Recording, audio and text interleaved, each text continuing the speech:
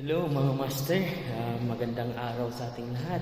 Muli, may bago na naman tayong tutorial ngayon. Sa video na to guys, papakita natin sa inyo kung paano mag-troubleshoot ng BRF system which is merong error. So, basahin talaga natin yung error niyan guys kasi lahat ng indoor unit meron siyang CH 1 and then 05. So, magtaka tayo kasi pag ma-check natin si 05 communication parang hindi natin mababasa yung 1 kasi blank siya mag 1 tapos mag 05. So actually series 105 yan siya. So papakita ko sa inyo, ibalik rin ko muna yung camera.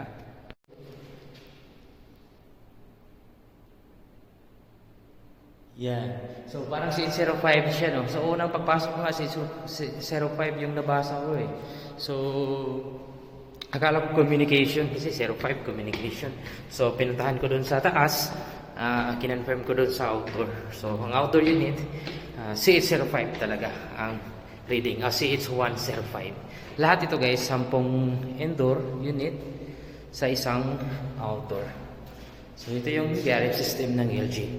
So pag ganun kasi, ang issue, which is maraming symptoms or maraming problema ito guys. So maraming symptoms na 105 which is 105, maraming dahilan kasi pwedeng nasira yung fan PCB, yung inverter PCB, or yung outdoor motor. So troubleshoot natin yan. Puntahan natin sa outdoor unit. Actually nabuksan ko na yung outdoor unit. So akyat na tayo.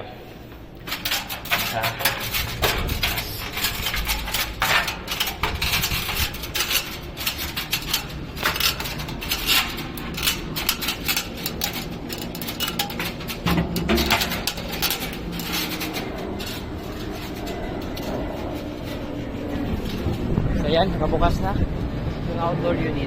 So as you can see, yung error 105.1. So means system 1 or master. So error nya 105.1. So means sa master kasi wala naman to siyang slave eh, master lang naman. So pag mayroong slave or either slave 1, slave 2, kung either saan sa nakaproblema pag point 2 which is slave 1, kung point 3 means slave 2 nagkakaroon yung problema. So ito master lang, walang ibang unit. So means master siya lang talaga ang nagkakaroon ng problema. Itong 105 guys, pwedeng posibleng yan fan PCB yan, at posible din itong inverter PCB, at posible din yung outdoor motor. So mostly guys, ganitong problema, i-reset lang natin. Maghintay tayo ng 1 to 2 minutes. Pagpitik lang ng mga valve which is lumalabas kaagad yung error, ang problema niyan guys is inverter PCB. Pag lumabas yung 105 na nakailaw na itong inverter PCB which is walang problema sa inverter PCB, ang problema doon nasa fan PCB. Pag nireset natin, pag matagal siyang magkakaroon ng CH05, mag-start pa yung compressor and then hindi siya mag-start yung motor which is fan motor yung problema niyan guys. That is ito yung multi B5 ng LG na pag CH105, tatlo ang suspect natin which is fan PCB, inverter PCB at saka outdoor motor. Pero nireset na natin, ayan, tingnan natin.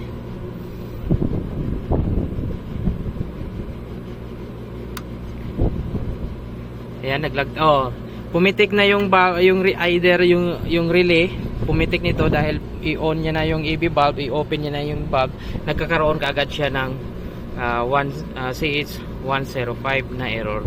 So means ang naging problema nito is inverter PCB. Palitan natin yan guys, yung inverter PCB. So as you can see, hindi rin umiilaw yung inverter PCB. Yan, may ilaw, may lead light yan dyan, wala din.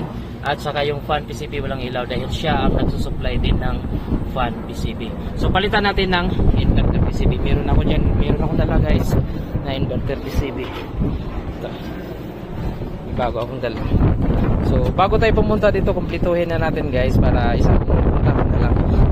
Tanungin natin yung customer natin kung anong model at anong error at magdala na tayo ng posibleng parts kung anong posibleng sira sa ganyang error. Ayan guys, papalitan ko muna at papakita ko sa inyo after natin palitan, i-start natin yung system. So bago natin baklasin lahat yan guys, yung mga spare parts, huwag nyo kalimutan i-off natin yung breaker or yung isolation switch. Yan, off na. Ayan, naka-off na. Kasi itong power to guys, hindi yan biro. For 400 volts yan. So means 220. So almost 440 volts. Ito yung blue at saka black. Pag dito kayo sa T at saka N, that is 220. Yung yellow at saka black 220. Same lang ang red at saka black 220 kasi itong black neutral. Yan. Neutral. Pag dito tayo sa line to line, which is 400 volts yan siya. Itong tatlo, same lang yan. Yun guys, palitan ko muna ng inverter PCB at saka start natin yung system. Master, ito yung mga wire, tanggalin nyo lang, mga clip lang naman yan. Yan, hugutin nyo lang yan. Pula, red, yellow, and then ito may lock ito sa gitna, i-press nyo yan sa gitna, tapos hugot. Yan, bilis lang, diba? And then itong screw,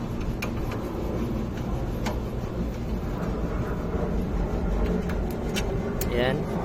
Actually guys, pag magtrabaho kasi kami dito, wala na kaming helper.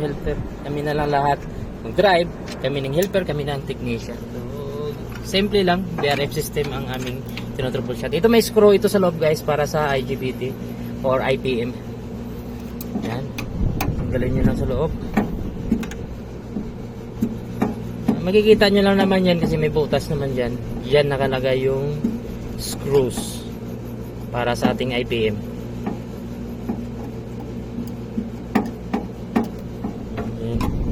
Sana nasundan nyo yung video ko guys kung paano natin malaman na ito talaga yung nasira. Yung i-reset nyo talaga, i-reset nyo siya pag may marinig kayong lumalagatik na yung relay, i-on na yung relay ang PCB, tapos mag 105 siya agad, which is inverter talaga siya guys, sira kasi short ang inverter natin, kaya hindi tumuloy yung supply, mag-error siya, madidetect ng system na may shorted yung system, yung PCB or ang inverter. Mag 105 siya. And medyo mahirap natin tanggalin dito kasi nasa loob, hindi masyado makaikot yung screw ko. Yan, ikot na.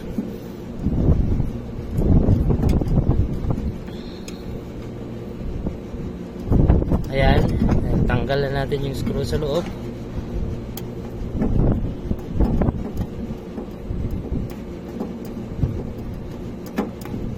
Dalawang screw lang yan guys, isa ito at sa taas, at ito para yan sa supply, galing yan sa DC-DC converter, ayan o, or sa filter nya, DC-DC converter or filter, yan.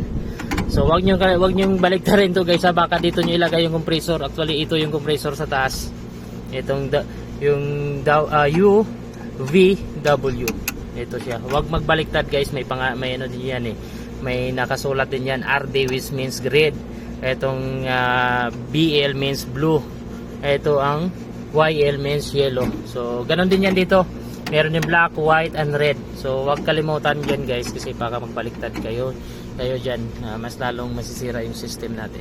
Palitan natin ng bagong PCB at i-on na natin yung system. Maigpit lahat yung paglalagay natin guys, yung mga connector or yung mga screws dyan. Yan. So ito yung old at yan yung bago, nakakabit na. So start na natin yan mamaya yung system. So balik muna tayo sa old guys. Bakit ko siya pinilitan diretso na ganito? Dahil doon sa error, alam ko naman siya, basta naka-experience na kayo na ganito pabalik-balik, so hindi natin kailangan yung mag troubleshooting as like voltage checking. So direct to the point tayo guys. So ito confirm nasira siya.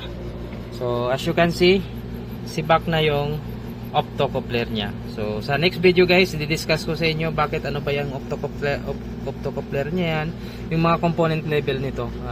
Dahil may experience din tayo sa electronics, naging 10 years sa electronics din ako sa Qatar. Dito lang ako sa Saudi Arabia, naging BRF system or HVAC technician. So ayan, ito yung isolation switch. I-test natin, pero before natin i-on yan guys, double check nyo talaga yung mga wire natin, kung wala ba tayong nakalimutan or wala bang naging nag-short yan.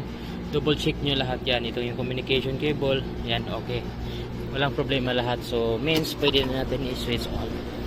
So observe natin kung mag CH105 pa rin ba. Sa inyo walang ilaw yung kaninang old board, ngayon may ilaw na siya. Yung pan PCB may ilaw na rin. Yan, as you can see, mayroon yung nagbe-blank doon na orange. Yan. So hintayin na lang natin mag-boot up yung talaga yung system natin.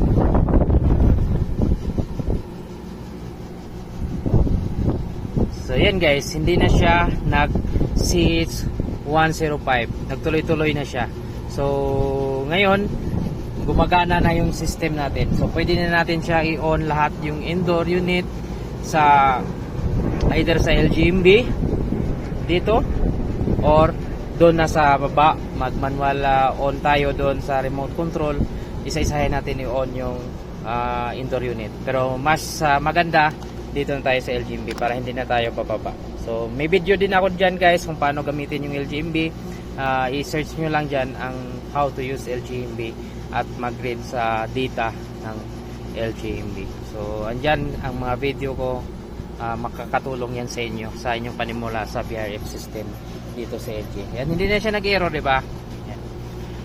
Wala lang siyang number dito guys dahil itong number dito para lang to sa service, at kung mag-restart mayroon tayong mga number makita dyan. Kung may error siya, may number na lalabas. So ngayon kung fully work na yung system, wala siyang number na lalabas. Yung ilaw lang, blink lang yan dyan, pati yung sa PCB natin. Ito yung external PCB, yung communication PCB, at ito yung control PCB, yan. At dito sa likod, yan yung filter or DC-DC converter. Ito yung inverter, at yan yung pan PCB, which is inverter PCB ng outdoor motor, at yan yung compressor. Yan guys. So i-on na natin. Kapit ko na to. Yan. I-access na natin yung lahat ng indoor at i-on na natin siya. Guys, gumagana na yung system natin. As you can see, yun yung fan na full speed na yung fan, pati yung compressor full speed na. So sinarado ko na rin guys para hindi mag high pressure. Ito lang guys ang dahilan kung bakit naging CH105. So puntahan na natin sa indoor unit.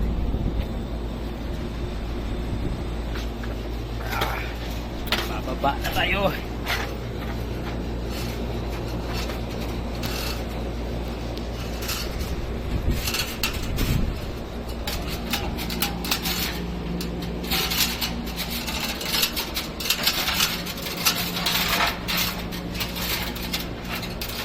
Ayun, malamig talaga. Mainit sa taas, malamig na dito sa loob ng kwarto. Yan, naka-on na. Naka number 80 na siya. So wala nang error. So ito yung room 1 dito sa first floor. Sarado na natin to para mas lalong lumalamig pagdating ng customer natin. So ito lang yung IPM. Ito yung inverter PCB. Yan. Sira na yan. Dito sa room na to. Okay din. Yun. So isang outdoor unit lang, 10 indoor. Ito. Okay. Dito sa isang room. Ito siya. Okay din. So at sa baba. So ayun lang guys, ganun lang mag troubleshoot sa LG BRF system, mas lalong kung naka-encounter kayo ng CH105. So hindi na kayo kung nasundan nyo yung video ko, hindi na kayo malito kung saan ang nasira sa CH105 na error. So sana may natutunan kayo sa video natin na to, at I hope wag nyo huwag kalimutan mag-follow sa aking channel or mag-subscribe. Kung may katanungan kayo, meron ready yung comment section na sa baba. Pwede kayong magtanong dyan, guys. Salamat at God bless muli. At sa susunod pa nating video, abangan nyo guys sa ating susunod na mga tutorial. Thank you so much and God bless.